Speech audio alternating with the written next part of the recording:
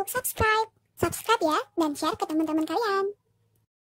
Di sini udah aku buatkan grammar prediction yang keluar di soal UTBK. Karena dari tweet atau informasi yang aku dapatkan belum ada soal yang bocor tuh tentang grammar ya, karena ini sangat baru buat kalian semua. Nah, di sini sudah aku lengkapi dengan materi dan pembahasan grammar itu tersebut. Dan sesuai dengan tips tadi yang sudah aku bagikan ke kalian, di situ ada beberapa tips yang harus kalian pelajari gitu. Materi apa saja yang harus kalian pelajari tanpa mempelajari semua jenis grammar karena itu terlalu banyak. Oke, yang pertama yang harus kalian pelajari adalah part of speech.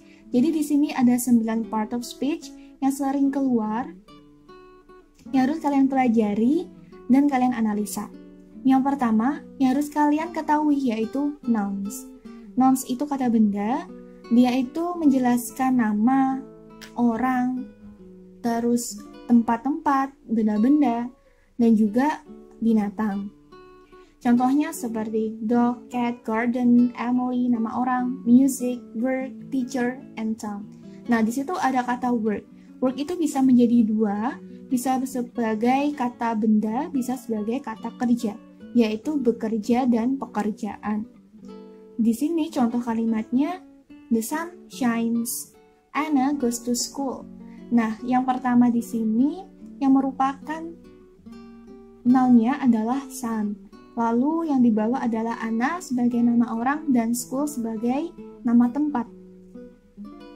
Yang kedua yang harus kalian kenali yaitu pronouns, yaitu replace the nouns. Jadi dia itu menggantikan kata benda. Tahu kan ya, Ayu, Dewi, she, he, it. Tapi di situ banyak sekali seperti possessive pronoun, objective pronoun seperti her, his, my, mine, dan yang lainnya. Contohnya, John is hungry, he wants to eat. Nah, he ini menggantikan John's. Langsung ke verbs. Verbs kata kerja itu menunjukkan suatu aksi. Tapi verbs itu dibagi menjadi dua juga. Ada yang action sama yang stative. Biasanya itu mengungkapkan feeling. Seperti like, love, yang lainnya yang tidak membutuhkan action.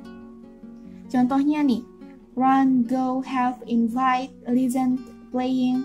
Jadi dia bisa berupa verb 1, 2, 3, verb ing gitu. Nah, penerapan kalimatnya yaitu the dog and cat are running. Nah, di sini verbs-nya adalah running. Selanjutnya yang harus kalian ketahui yaitu adjective. Nah, adjective ini fungsinya describe the nouns. Jadi dia itu menjelaskan kata benda. Jadi bisa kita tuliskan tempatnya adjektif adalah sebelum noun. Adjektif plus noun. Jadi jika adjektifnya ditaruh setelah noun berarti kalimat tersebut salah. Contoh adjektif itu bisa berupa angry, brave, smart, red, interesting, little, few, big, good. Gitu banyak sekali. Di sini ada contohnya brave woman, a little child, big garden. Nah, yang merah ini, yang woman ini dia itu yang dijelaskan sama brave-nya. Jadi brave ini menjelaskan kata bendanya berupa woman. Gitu kayak little child. Little itu juga merupakan adjective. Dia itu menjelaskan child-nya di sini. Di sini juga ada big garden. Jadi big ini menjelaskan garden. Kalau taman ini besar gitu. Selanjutnya yaitu adverbs. Nah, kalau adverbs ini, lihat ya, dari kata add dan verbs. Makanya dia itu fungsinya mendeskripsikan verbs. Jadi biar gampang itu ada kata add ditambah verbs. Adverbs, menjelaskan verbs gitu. Dia tidak hanya menjelaskan verbs, tapi juga menjelaskan adjective dan menjelaskan adverbs yang lainnya. Nah, biasanya yang sering keluar yaitu yang menjelaskan verbs sama yang menjelaskan adjective. Contoh verbs itu biasanya diciri-cirikan ada ly-nya di belakang, kayak badly, fully, hardly. Tapi tidak semuanya itu ditambahi dengan ly. Contohnya yaitu fast. Nggak ada kata fastly, hanya berupa fast. Jadi fast itu bisa berupa adjective, juga bisa berupa adverb gitu, bergantung dengan peletakannya. Contohnya seumpama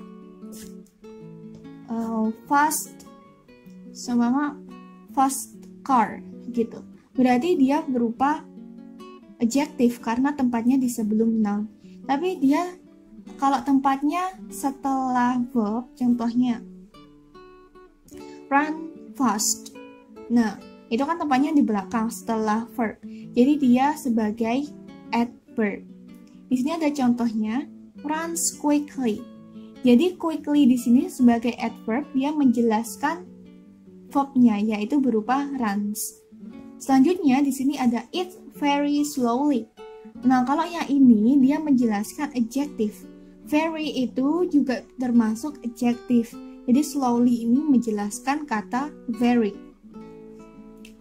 Selanjutnya yaitu berupa articles. Nah, articles ini merupakan sinyal kalau setelahnya itu akan diikuti dengan noun. Articles itu yang sering keluar yaitu berupa the, a, dan an. Nah, the, a, dan an itu selalu diikuti dengan noun. Selalu diikuti dengan noun ya. Biasanya tidak langsung diikuti dengan noun, biasanya diikuti dengan adjective plus noun. Tapi di akhir selalu ada kata noun gitu. Kembalinya ke nounnya. Contohnya gini deh. Kalau di sini kan ada kata the dog, an apple, langsung noun ya. Tapi juga bisa berupa a beautiful girl kayak gitu. Nah, di sini setelahnya kan ada kata beautiful adjective. Tapi di sini selalu diikuti dengan noun yaitu berupa girl. Jadi kalau frasanya berupa itu juga boleh. Setelah articles, yaitu ada prepositions. Nah, kalau prepositions atau preposisi ini, dia fungsinya show relationship between words in a sentence. Jadi ada beberapa kata yang perlu preposisi untuk menunjukkan gitu. Nah, di sini ada contohnya yaitu berupa above, before, except, from, in, near, with, for, after, since, of, and etc. Jadi banyak sekali jenis-jenis prepositions. Contohnya di sini I'm tired of love song, kayak lagu ya. There's a gap between me and you. Nah, prepositions yang kalimat pertama yaitu berupa of, tired of. Jadi setelah tired ini dia membutuhkan kata of gitu. Makanya dia fungsinya untuk menunjukkan suatu hubungan. Dia harus ada of-nya, harus diikuti dengan of. Nah, lalu di sini ada there's a gap between me and you. Nah, between di sini merupakan preposisi. Selanjutnya yaitu ada conjunctions. Nah, kalau conjunctions ini dia connect. Dia menghubungkan. Dia bisa menghubungkan kata, frase, klausa, dan sentence. Ada banyak sekali conjunction, bisa yang sering muncul yaitu and, or, but, so, after, before, unless, either, neither, because, since, and extra. Contohnya gini, I was tired, so I went to sleep. Nah, kalau yang di sini itu menghubungkan klausa, yaitu berupa so. Oke, yang terakhir yaitu interjections. Dia fungsinya yaitu exclamation dan express strong feelings. Exclamation yaitu seruan atau tanda seru yang menunjukkan feelings, rasa yang kuat gitu, express. Nah, di sini ada kata aha, gosh, great, ouch, hooray, pew, oops, dan yang lainnya. Jadi interjection itu merupakan suatu seruan gitu, kayak ya natural gitu loh kalau kita hey kayak gitu, oops kayak gitu. Contohnya di sini, oops, I spilled the milk. Nah, kalau interjection sendiri ini jarang keluar ya kalau di soal-soal yang formal kayak soal-soal grammar, TOEFL atau yang lainnya itu jarang keluar. Jadi minimal yang harus kalian pelajari yaitu yang nouns, verbs, adjective, adverbs yang tadi.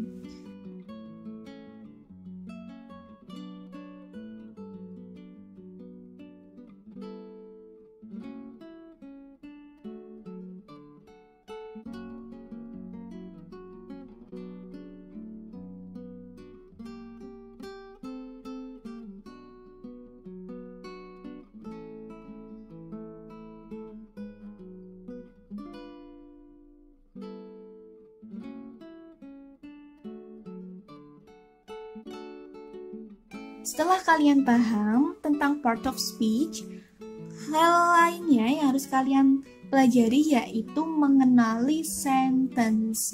Sebelum ke sentence, kalian harus bisa membedakan words, phrases, clauses, and its sentence. Jadi kalian harus tahu kata, frase, dan klausa. Untuk yang pertama, kita bahas tentang words atau kata. Nah, kata sendiri itu apa? Kata merupakan kata tunggal yang memiliki makna lengkap. Jadi dia hanya satu, tapi sudah memiliki makna. Tapi jika kata tersebut tidak memiliki makna, maka itu bukan dikatakan sebagai kata. Contohnya, of, in, kayak gitu. Dia tidak memiliki makna. Dia hanya preposisi gitu. Contohnya di sini ada some, look, well, and extra. Words itu bisa berupa noun, bisa berupa adjective, bisa berupa verb, bisa berupa adverb, dan yang lainnya. Yang penting dia memiliki suatu makna. Selanjutnya yaitu frase. Itu tingkatan kedua. Dia merupakan kumpulan kata itu sendiri. Jadi jika ada kata lebih dari 1, 2, atau 3, atau bahkan 4, dia namanya yaitu frase. Contohnya, shining sun, black box, pretty girl, and extra. Nah, frase itu bisa kumpulan dari adjective plus noun, bisa berupa noun plus noun, bisa berupa preposition plus noun, atau bisa berupa verb plus adverb. Tapi, dia tidak bisa dikatakan sebagai frase jika merupakan kumpulan dari subject plus verb. Jadi, kalau subject plus verb itu bukan berupa frase. Karena subject plus verb itu merupakan klausa. Klausa itu sendiri merupakan komponen dari kalimat. Kalimat kan banyak macamnya, ada yang simple, compound, complex gitu. Di situ dari compound atau yang kompleks itu terdiri dari beberapa klausa. Nah, klausa ini minimal harus ada subjek plus predikat atau bisa kita sebut sebagai verb. Verbnya bisa berupa verb 1, verb 2, verb 3, verb ing, atau bisa menggunakan yang to be plus verb ing gitu. Namanya linking words ya. Link kayak is, am, are gitu. Nah, contohnya di sini ada sebuah kalimat lengkap. She was sleeping when I came. Di sini ada main si sama sub si.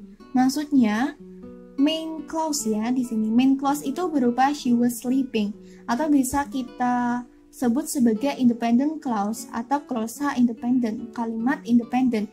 Dia bisa berdiri sendiri. Jadi seumpama aku menuliskan she was sleeping titik gitu. Itu sudah dikatakan sebagai kalimat. Namun kalau di sini ada subordinate clause atau bisa kita katakan sebagai anak kalimat. Contohnya when I came. Dia itu merupakan dependent clause. Jadi dia tidak bisa berdiri sendiri. Dia perlu yang namanya independent clause gitu. Maka dari itu di sini ada dua gabungan dari klausa yang membentuk suatu kalimat. Nah, jadi seumpama kalian menuliskan when I came titik, itu salah karena dia hanya dependent clause atau subordinate clause. Namun jika kalian menuliskan she was sleeping titik, dia merupakan independent clause, itu bisa banget. Selanjutnya yaitu sentence. Nih kalian harus pelajari, penting banget untuk menganalisa suatu pertanyaan atau kalimat. Di sini minimal kita bisa katakan sebagai kalimat dia harus mempunyai satu independent clause, yaitu berupa subject plus verb gitu. Lalu seumpama di situ ada dua clause, harus ada satu conjunction. Contohnya yang tadi, she was sleeping when I came. When di situ merupakan conjunction. Jadi ada dua klausa, tapi harus ada satu conjunction. Jika ada 3 klausa, berarti harus ada 2 conjunction. Berarti kalau ada 4 klausa, harus ada 3 conjunction. Gitu seterusnya. Itu penting banget bagi kalian untuk menganalisa kalimat. Biasanya, kalau di soal-soal kayak gitu, Yang harus kita lakukan adalah mengisi titik-titik itu. Nah, titik-titik itu biasanya itu kayak kita menentukan kalimat itu sudah ada subjek sama predikatnya belum sih? Kalau belum berarti kurang apa, kayak gitu. Jadi kita itu mengisi kalimat tersebut agar menjadi kalimat yang utuh. Maka dari itu kalian harus tahu conjunction juga, mana klausa, mana words, dan frase. Nah, setelah kalian memahami dua hal ini, yaitu part of speech sama sentence, kalian bisa langsung terapkan untuk mempelajari ke soal-soal langsung. Di sini udah aku sediakan. Oke, sebelum ke soal-soal, kita praktekin dulu. Kalian harus analisa dari beberapa kata ini, mana yang merupakan sentence, mana yang merupakan klausa atau hanya frase gitu. Jadi ingat-ingat syarat sentence itu harus ada apa saja. Dari yang pertama, di sini ada suatu kata, kumpulan kata, she beautiful. Kira-kira bisa kita simpulkan sebagai sentence atau tidak? Sentence tadi minimal harus ada subjek plus verb, ya kan? Nah, di sini apakah ada subjeknya? Oke, di sini ada subjek berupa she dan kata beautiful. Apakah beautiful itu verb? Ternyata bukan. Beautiful itu merupakan adjective. Kita tidak bisa sebut ini sebagai sentence. Agar bisa menjadi sentence, kita harus menambahkan yang namanya linking words atau to be. Yaitu kalau di sini berarti berupa is. She is beautiful. Nah, itu baru suatu kalimat yang utuh. Selanjutnya di sini ada when he came to me. Ketika dia datang kepadaku. Apakah bisa kita sebut sebagai sentence? Ternyata tidak, karena di sini ada tambahan when, yaitu berupa conjunction. Ketika ada kata when he came to me, itu merupakan subordinate clause yang aku jelaskan tadi, atau dia merupakan dependent clause yang masih membutuhkan main clause atau membutuhkan independent clause lainnya. Namun, jika kita hapus kata when di sini, lalu tinggal he came to me, itu bisa kita sebut sebagai sentence, simple sentence. Sudah ada subjek plus predikatnya. He sebagai subjek dan came berupa predikatnya. Oke, yang ketiga yaitu go. Nah, go di sini hanya berupa verb. Dia masih membutuhkan subjek. Seharusnya di sini you go, they go, kayak gitu. Let's go. Selanjutnya di sini ada kata I love English. Apakah di sini bisa kita simpulkan sebagai sentence? Di sini sudah ada subjeknya berupa I dan ada verbnya berupa love. Berarti ini sudah benar. I love English itu berupa sentence. Lalu di sini ada lagi I will buy. Oke. Apakah sudah ada subjek sama predikatnya? Ternyata sudah ada I sama buy. Tapi jika kita menuliskan aku akan beli, dia membutuhkan objek atau tidak? Bedakan sama yang bawah. I run. Dia tidak ada objeknya. Yang satu aku akan membeli, yang satunya aku berlari. Jadi di dalam penggunaan verb itu atau sentence itu ada dua macam. Ada sentence yang membutuhkan objek, ada sentence yang tidak membutuhkan objek. Untuk kasus yang pertama, I will buy itu harus diikuti dengan objek. Jika tidak ada objeknya, berarti itu salah. Namun kalau yang kasus kedua ini, I run, itu tidak membutuhkan objek. Dia sudah bisa berdiri sendiri dengan dua kata itu saja. Contoh yang lainnya selain run kayak I sit down, I stand up. Dia tidak membutuhkan objek. Tapi kalau aku membeli kayak gitu, dia masih membutuhkan suatu objek. Selanjutnya, setelah ini langsung kita bahas beberapa soal yang udah aku siapkan sebagai prediction buat UTBK 2020 ini. Going to attend his college graduation ceremony. Oke, di sini kalian analisa dulu mana subjek dan predikatnya kayak gitu. Daniel merupakan predikat.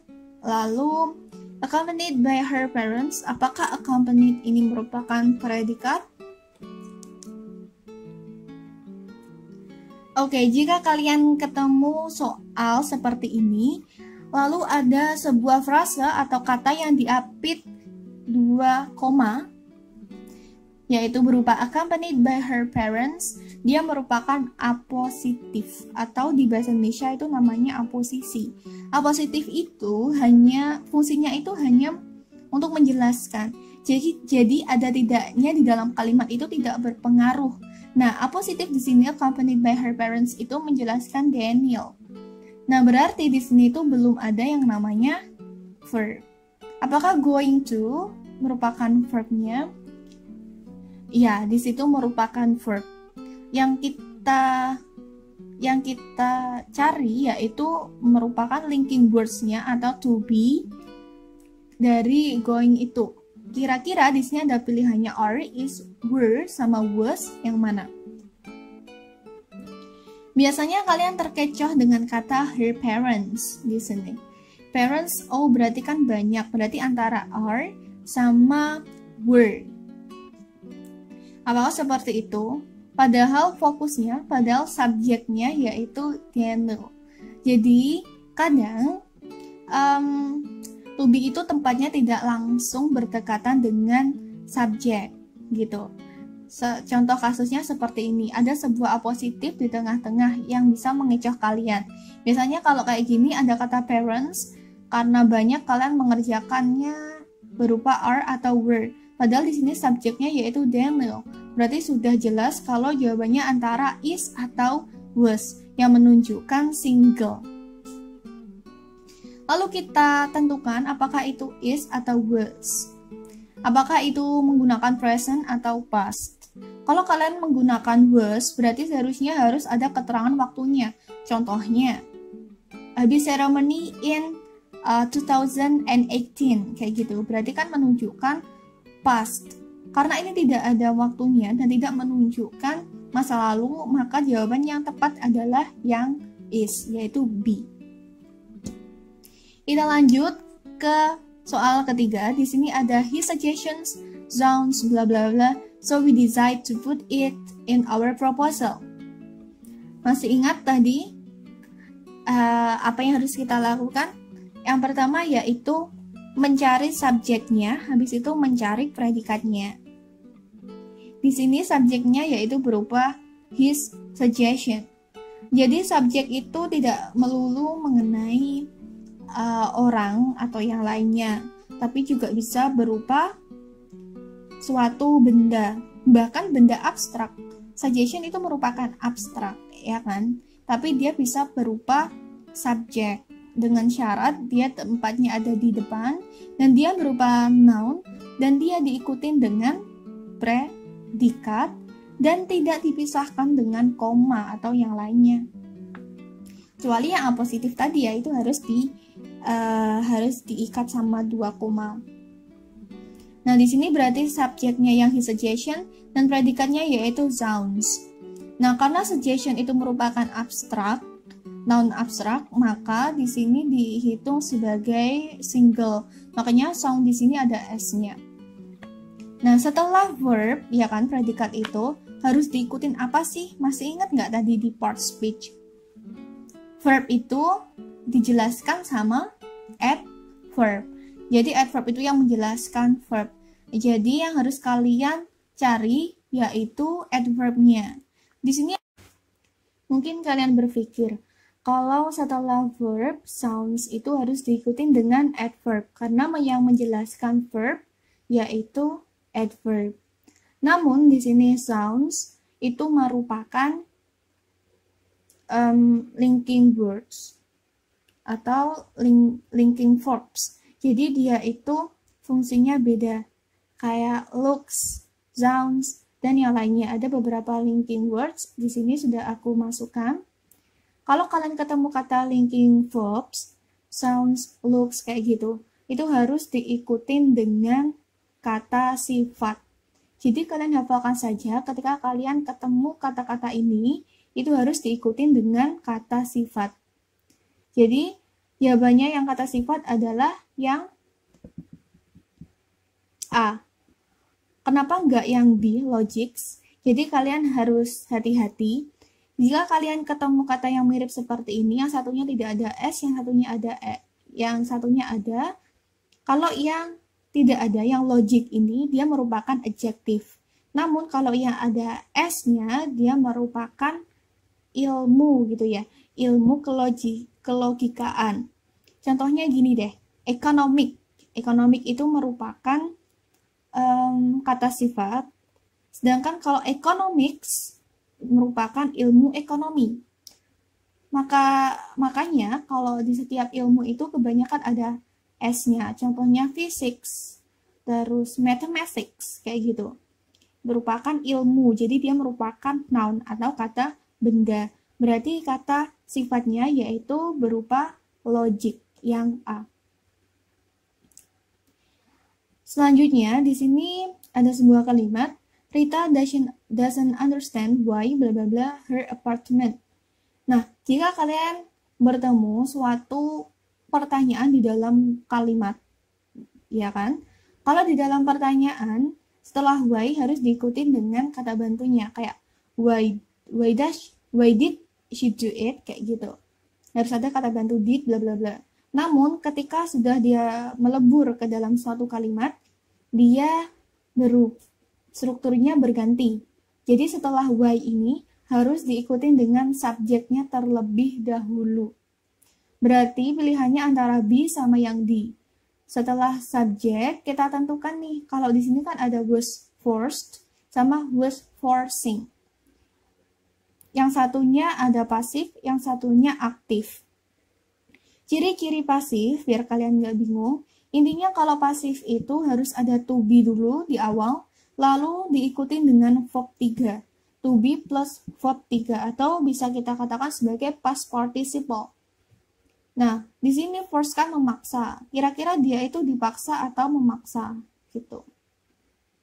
Oke, yang pas yaitu she was forced to leave. Jadi dia itu dipaksa untuk meninggalkan apartemennya. Berarti jawabannya adalah yang B. Oke, di sini ada sebuah kalimat, no sooner bla bla bla the train station then she changed her mind to go by bus. Di sini kan ada kata no sooner di awal atau di awal kalimat atau yang paling depan. Mungkin kalian berpikir kalau no sooner ini merupakan subjek. Namun bukan, karena no sooner ini bukan berupa noun, ya kan?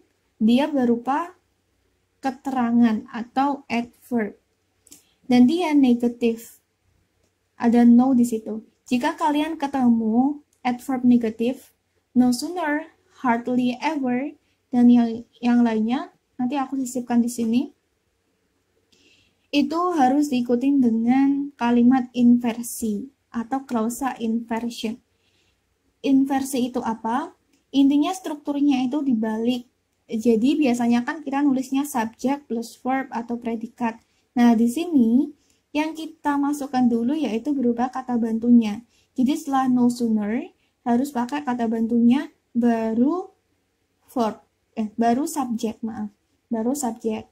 Berarti setelah no sooner ini bukan subjek, berarti yang awalnya subjek kita coret, berarti yang A sama yang B bukan. Berarti tinggal yang C sama yang D. Nah, kalau yang C di sini did she reach, berarti berupa past tense. Kalau yang D ini had she reached, berarti merupakan past perfect. Nah, di sini kita lihat saja di kalimatnya. No sooner bla bla bla the train station, then she changed her mind to go by bus. Nah, jika kalian ketemu suatu kalimat di sini, berarti ini kan ada dua klausa. Kita pahami deh maksudnya. Tidak lama dia mendapat, ya kan, dia sampai, reach berarti kan sampai ke train station, ke stasiun. Tiba-tiba dia berubah pikiran untuk naik pakai bus. Nah, berarti kira-kira di sini aksinya itu berlangsung bersamaan atau tidak? Nah, ini kan dia saat dia nyampe, dia juga berpikiran kalau dia akan berubah pikiran untuk pergi naik bus saja. Nah, karena ini waktunya berbeda ya kan, no sooner, bla bla bla, tidak lama. Berarti kan ada senggang waktu, entah itu beberapa detik atau menit. Berarti kan ada kejadian pertama sama kejadian kedua. Jika ada dua kejadian yang berlangsung tidak bersamaan atau ada dua kejadian yang ada selang waktunya, yang kita pakai adalah past perfect sama past tense. Nah, fungsi past perfect ini dia untuk menunjukkan aksi yang pertama, aksi yang dilakukan pertama kali. Nah, untuk past tense-nya digunakan untuk aksi yang kedua, gitu. Jadi kan awal-awalnya dia sudah nyampe di train station, ya berarti kan aksi pertama. Lalu diikutin aksi kedua, yaitu dia berubah pikiran. Berarti untuk aksi yang pertama menggunakan past perfect, yaitu jawabannya yang D. Had she reached. Lanjut, di sini ada sebuah soal. The merchant said that the price of the Indian carpet is a bit blah blah blah than those of the Persian carpet. Nah, di sini ada kata then. Oke, kita tentukan dulu subjek predikatnya apakah sudah ada. Di sini ada kata merchant sebagai subjeknya dan said di sini sebagai predikatnya. Lalu di sini jika kalian ketemu kata then kan berarti artinya daripada. Lalu pilihannya di sini ada cheap, cheaper, cheapest, the cheapest. Berarti kan merupakan comparative degree sama superlative degree. Berarti kalian itu menentukan apakah superlatif atau comparative degree. Jika kalian ketemu kata then di situ, berarti selalu diikutin dengan comparative degree. Comparative degree itu ciri-cirinya ada kata more atau kata benda atau kata kerjanya diikutin dengan er. Jadi more plus kata, bukan kata kerja ya, more plus adverb atau adjective atau adverb plus atau adjective plus er di belakang digabung. Nah, jadi kalau kalian ketemu then berarti selalu diikutin dengan comparative degree. Sedangkan kalau tidak ada then-nya berarti menggunakan yang superlatif. Dan jika kalian ketemu superlative degree sebelum kata tersebut atau adjektif tersebut harus diikutin dengan the selalu. Jadi dia tidak bisa langsung kayak is a cheapest bla bla bla. Dia harus diikutin dengan the, is the cheapest. Berarti yang superlatif itu harus diikutin the gitu. Kalau yang comparative degree dia selalu ada then. Ingat-ingat itu aja ya.